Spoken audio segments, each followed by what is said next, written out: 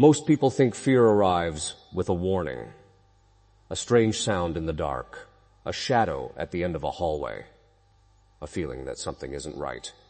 But according to one of the most controversial figures in the world of exorcism, real fear doesn't announce itself at all. It waits. It watches. And then one day, it speaks your name, not your public name, not the name your friends know, not the name written on your driver's license, the name nobody should know. And if what Chad Ripperger claims happened one night is true, then the story you're about to hear isn't just unsettling. It completely changes the way we think about evil itself. Because this wasn't a dream. It wasn't a vision. It wasn't a nightmare experienced in the middle of the night and dismissed in the morning. According to Ripperger, it happened face to face during an exorcism. And what was said in that room shook him in a way that years of ministry never had. But to understand why that moment mattered, you first have to understand who he is, how he got there, and why the path that led him into those rooms was never something he originally planned to walk. Long before stories of possession, before reports of strange encounters and alleged manifestations, Chad Ripperger was known for something very different. He was a scholar. He immersed himself in theology, philosophy, metaphysics. The kind of subjects most people avoid because the questions are so deep, they seem impossible to answer. Questions about the nature of reality, questions about consciousness, questions about the human soul. And for a long time, he believed that faith and reason together could explain nearly everything a person would ever need to understand. It was a structured world, a predictable world. But then something happened that forced him into territory where textbooks stopped providing answers. His first major possession case. Now, whether you believe in demonic possession or not, what makes stories like this compelling isn't the supernatural claim itself. It's the fact that people who report these experiences often describe the same thing, not chaos, not randomness, but intelligence. And that distinction changes everything. According to Ripperger, when most people imagine exorcism, they imagine scenes from horror movies, screaming victims, flying furniture, dramatic confrontations designed for entertainment. But he insists reality is far less theatrical and far more disturbing, because in his view, the most frightening part isn't what allegedly happens physically, it's what knows things it shouldn't know. That realization didn't arrive all at once. It arrived slowly. One case at a time, one conversation at a time, one unsettling detail after another. And eventually, it led him to a moment he says he will never forget. A man sat across from him. At first glance, nothing seemed extraordinary. But then something changed. The man's attention shifted. His eyes locked onto the priest. And according to Ripperger, what followed was not anger, not rage, and not mindless hostilities. It was assessment, as if something was studying him, measuring him, cataloging him, the way a chess player studies an opponent before making a move. Then came the words, a statement connected to a fear from childhood, a deeply personal memory, a private wound, something Ripperger says he had never shared publicly. And suddenly, the room felt different because, regardless of how someone interprets that moment, one question immediately emerges. How did the man know? That question sits at the center of nearly every possession account ever recorded. Not because it proves anything, but because it forces people into uncomfortable territory. Coincidence, psychological intuition, Information gathered indirectly? Something else entirely. The answer depends entirely on what you already believe. But for Ripperger, that moment marked a turning point, because he no longer felt like he was dealing with random behavior. He felt like he was confronting intention.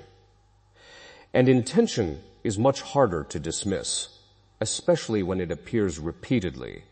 The more cases he encountered, the more a pattern began to emerge. Again and again, the alleged entities seemed drawn toward the same targets: fear, shame, regret, old wounds, unresolved pain. The very things human beings spend years trying to hide from everyone around them.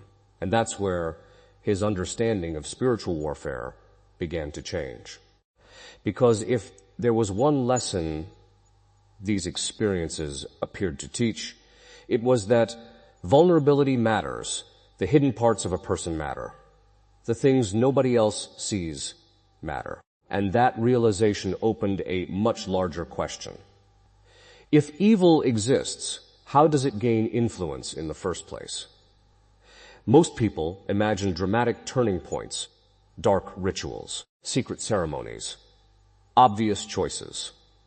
The kind of moments that would be impossible to miss, but according to Ripperger's interpretation, that isn't how it works. Not usually. The door, he says, doesn't fly open. It cracks slowly, squittly, almost invisibly. And that's what makes it dangerous, because people rarely notice small compromises. A habit here, a curiosity there, a decision that seems insignificant at the time. Then years pass, life continues, and nobody connects those moments to anything larger. At least not until something forces them to look back. This belief became one of the central themes of his ministry. The idea that major consequences often begin with seemingly minor choices. And whether someone agrees with his conclusions or not, it's difficult to argue with the broader principle. Human lives are shaped by small decisions. One conversation changes a relationship. One opportunity changes a career. One mistake changes a future. Tiny doors often lead to enormous destinations. But Ripperger wasn't interested only in personal choices.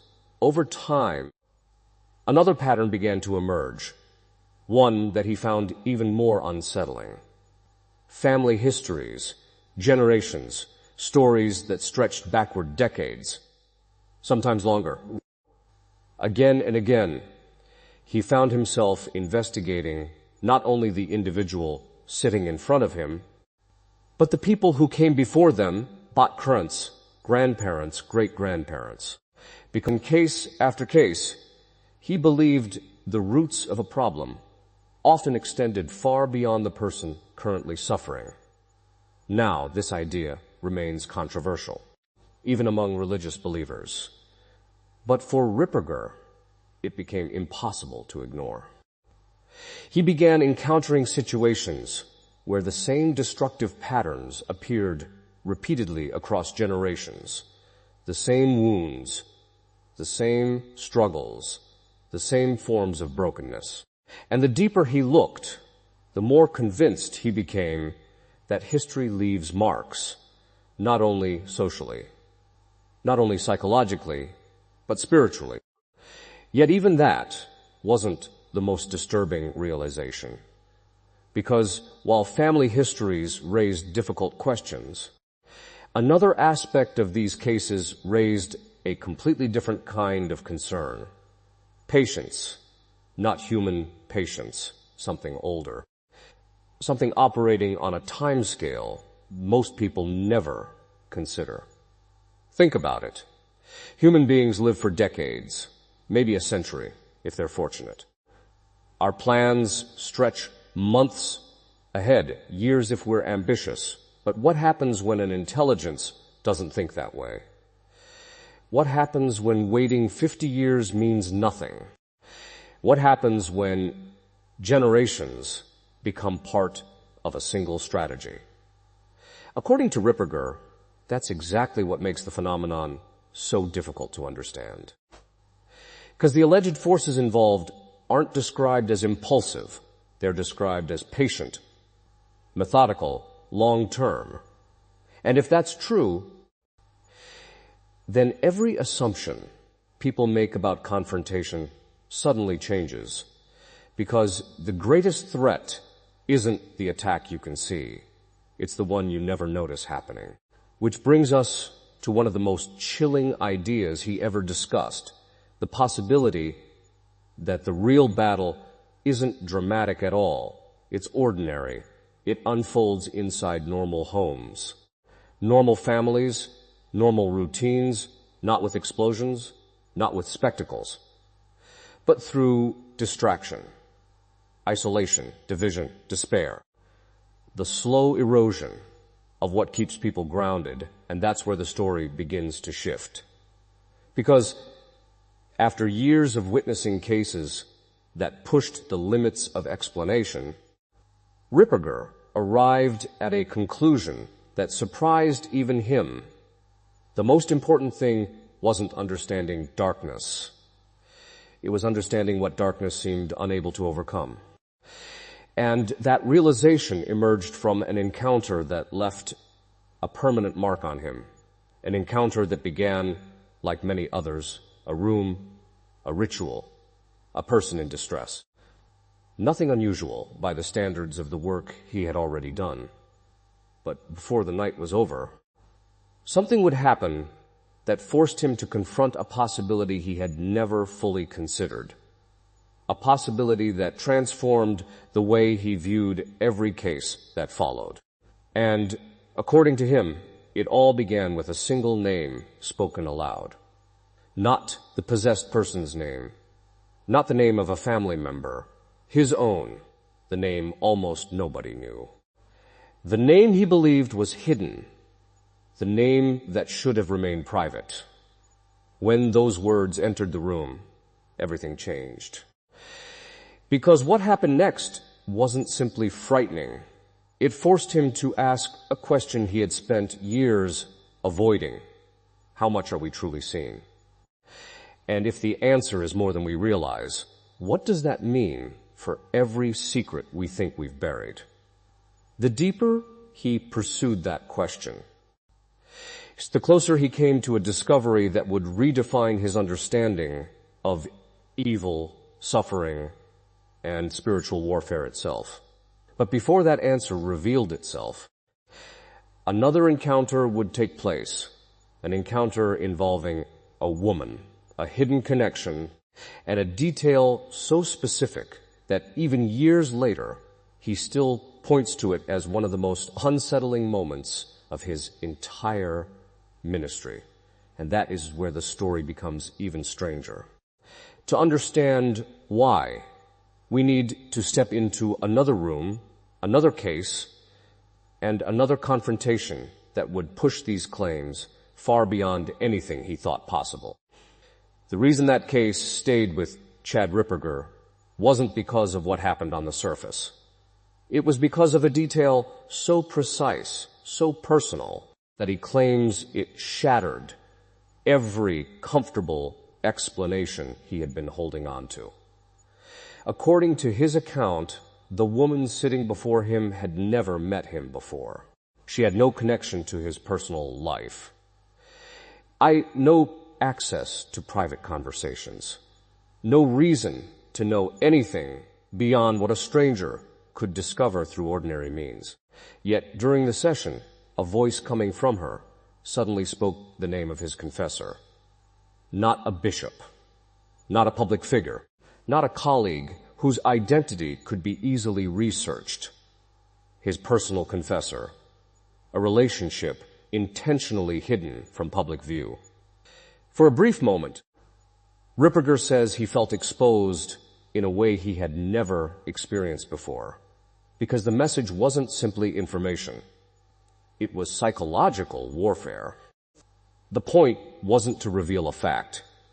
The point was to create doubt, And that's what makes these stories so fascinating, regardless of where you stand on the supernatural claims. Again and again, the pattern isn't brute force.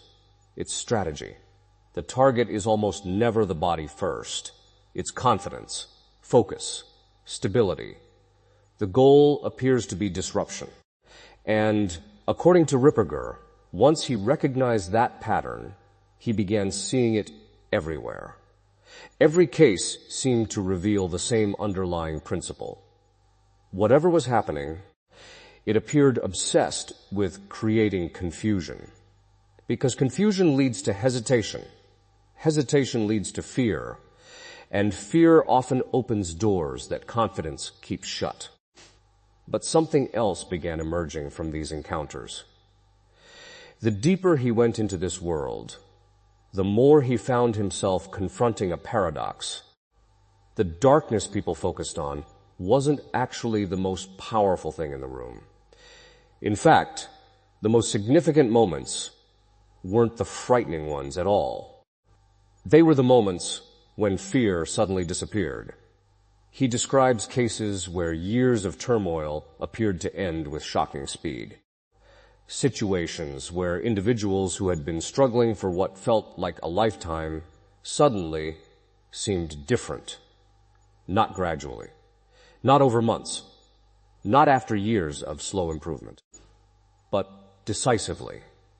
As if a battle that had been raging behind the scenes had finally reached a conclusion. Whether someone interprets that through a religious lens, a psychological lens, or something else higherly, the effect on those present was often the same. Silence. Because when people expect chaos and instead witness peace, the contrast becomes impossible to ignore. That realization slowly transformed the way he understood his own work. In the beginning, he believed he was studying evil. But over time he became convinced that evil itself wasn't the story. It was only the obstacle standing in front of something greater. The real story was what happened when that obstacle was removed. And according to him, those moments were far more powerful than any frightening encounter could ever be. One experience in particular became impossible for him to forget. He describes a case that had stretched across an extended period of time. Evaluations had been performed. Explanations had been offered. Treatments had been attempted. Yet the core struggle remained. Then came a moment during prayer when everything changed. The atmosphere shifted. The resistance that had dominated previous encounters seemed to break. And suddenly the person who had appeared trapped behind layers of distress looked present again. Fully present. For the first time in years, what struck him wasn't what left. It was what returned. Hope, clarity, recognition. The ability to look into another person's eyes and see them looking back. That moment forced him to confront something he had not fully appreciated before. Human beings are remarkably resilient. They can survive extraordinary suffering. They can endure circumstances that seem impossible. And yet somewhere inside them, there often remains a part that refuses to disappear completely. A part waiting for an opportunity to come back to the surface. But this led to another question. If hope is that powerful, why do so many people lose sight of it? The answer he arrived at was surprisingly practical: distraction. Modern life is full of noise, endless information, endless stimulation, endless opportunities to focus on everything except the condition of our own lives. According to Ripperger, that constant distraction creates a vulnerability people rarely recognize. Not because distraction is evil in itself, but because it prevents self-examination. It prevents reflection. It prevents people from noticing where they are drifting before they end up somewhere they never intended to go. And that's where his message begins to move beyond exorcism entirely, because whether someone believes every supernatural claim or none of them, the broader lesson remains surprisingly universal. So pay attention. Pay attention to your habits. Pay attention to your relationships. Pay attention to your thoughts.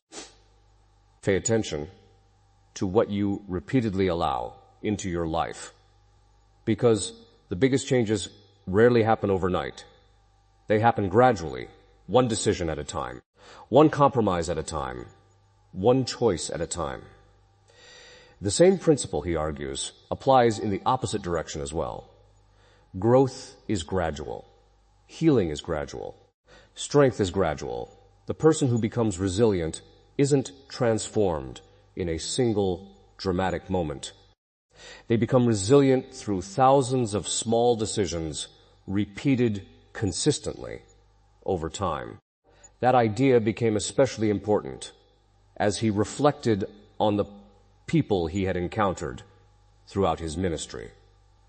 Because contrary to popular imagination, the strongest individuals weren't always the most knowledgeable.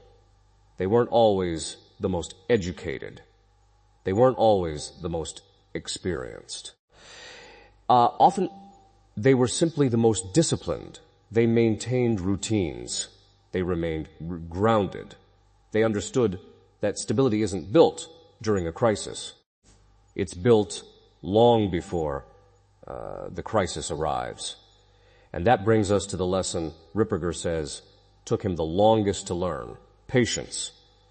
When people hear stories about exorcism, they expect dramatic victories. They expect instant solutions. They expect the battle to end the moment someone recognizes the problem. But real life doesn't work that way. Healing requires patience. Growth requires patience. Freedom requires patience. Even faith requires patience. The individuals who ultimately emerged stronger from their struggles were rarely the ones looking for shortcuts. They were the ones willing to keep moving forward even when progress seemed invisible. Day after day, week after week, year after year. And in that sense, the lesson he learned had very little to do with demons at all. It had everything to do with human nature, because every person eventually faces something that tests them. Fear, loss, failure, regret, grief, uncertainty. No one escapes those experiences. The question isn't whether the challenge will arrive. The question is who you become when it does. According to Ripperger, that understanding changed him more than any frightening encounter ever could. The terrifying moments eventually faded.